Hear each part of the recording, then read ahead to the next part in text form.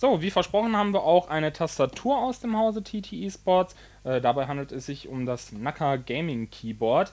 Hier sieht man direkt wieder, das wurde mit dem ja, hauseigenen Team, sage ich mal, mit den TT Apollos wieder in Zusammenarbeit entwickelt mit einem Spieler. Ist ein Gaming Keyboard natürlich, was eben ja, vor allem auf Spieler ausgelegt ist, die jetzt nicht viele Makrotasten oder ähnliches benötigen. Das werden wir uns jetzt natürlich auch noch mal ein bisschen genauer anschauen, was die Tastatur dann letztendlich zu bieten hat. So.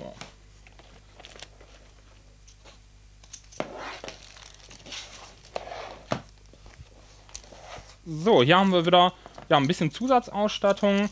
Ja, hier verstecken sich so ein paar ja, Keys drin, so ein paar Tasten. Habt ihr hier auch direkt wieder so einen ja, kleinen Schlüssel, mit dem ihr die raushebeln könnt, die einzelnen Tasten, und die eben durch diese roten Tasten hier ersetzen könnt. Also da habt ihr hier diese ganz normalen WASD-Tasten beispielsweise dabei. Könnt ihr eben ja auch die Pfeiltasten natürlich austauschen. Also wer das möchte, wer da noch so ein bisschen ja, das farblich aufschicken möchte oder ja einfach auch vielleicht etwas schneller die Tasten finden möchte, der kann das ganz einfach austauschen. Ist hier natürlich selbst überlassen. Hier haben wir noch diesen kleinen Adapter, wenn man das Ganze per PS2 anschließen möchte, was auch ein paar Vorteile hat, da werden wir nachher noch drauf eingehen. Und hier haben wir eben ein kleines Tütchen, nochmal mit einer ganz kurzen Beschreibung, auch wieder den TT Esports Stickern, die dabei sind. Die sind ja auch bei den Mäusen immer dabei. Also eine ganz nette Sache. Schauen wir uns die Tastatur selber an. Auch hier finden wir wieder ein paar Parallelen zu den Mäusen. Das natürlich hier wieder vergoldet, der USB-Stecker. Und natürlich hier auch das Kabel wieder ja, Stoff ummantelt. Ist immer eine tolle Sache. Erleidet man halt nicht so schnell einen Kabelbruch mit, hat nicht so schnell Probleme mit einem Kabel, was sich hier vielleicht abnutzt. Ist ein ganz schöner Schutz.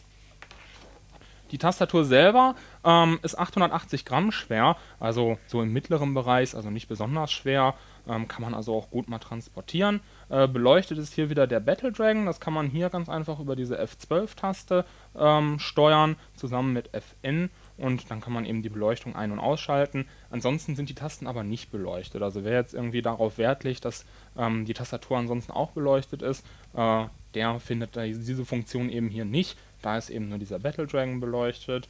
Wie ihr sehen könnt, ist es wirklich ein klassisches Tastaturlayout. Also, wie wir ja zu Anfang gesagt haben, hier gibt es nicht sonderlich viele ja, Individualisierungsmöglichkeiten. Ihr könnt hier nicht großartig Makros oder ähnliches einschalten. Das ist eben hier ein bisschen ja, schlichter und puristischer gehalten, das Ganze. Ansonsten, wenn man das hier so ein bisschen sieht, Tasten sind hier im Prinzip auch relativ hoch, also man hat einen tiefen Tastendruck, nicht wie bei so einer Notebook-ähnlichen Tastatur. Also wer das mag jetzt vor allem, der findet hier natürlich auf jeden Fall ja, relativ hohe Tasten. Was uns sehr, sehr gut gefallen hat, ist eben, dass die Tasten sehr präzise sind. Also hier gibt es kein großes Wackeln oder ähnliches.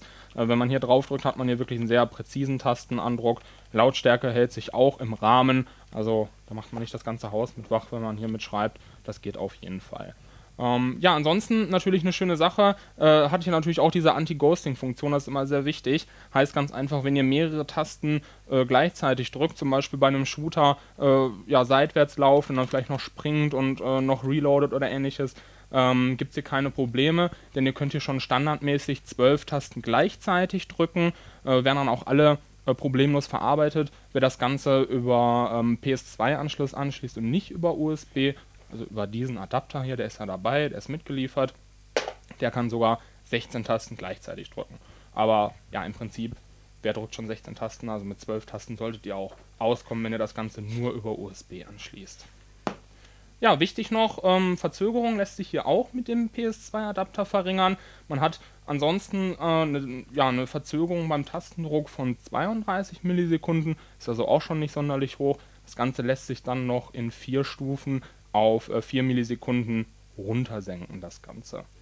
Insgesamt eine sehr schöne Tastatur, preislich ist es so im Mittelfeld, liegt so bei knapp über 40 Euro derzeit, ist auf jeden Fall sehr, sehr gut verarbeitet, also da gibt es nicht viel zu meckern. Auch hier hinten sehr schön ist das Ganze wirklich rutschfest, kann das hier auch ausklappen, da hört man auch schon direkt, da ist schon ein bisschen Druck hinter, also die wird nicht so schnell auf dem Tisch hin und her wackeln, das geht alles. Wer jetzt wirklich eine vollmechanische Tastatur möchte, muss dann natürlich noch mal ein bisschen mehr investieren. Die kriegt man für 40 Euro ja noch nicht in wirklich guter Gaming-Ausstattung. aber ich sag mal, wer hier auch mit so einer ja, Tastatur, die diesen mechanischen Effekt imitiert, damit leben kann, der findet hier auf jeden Fall ein sehr gutes Produkt.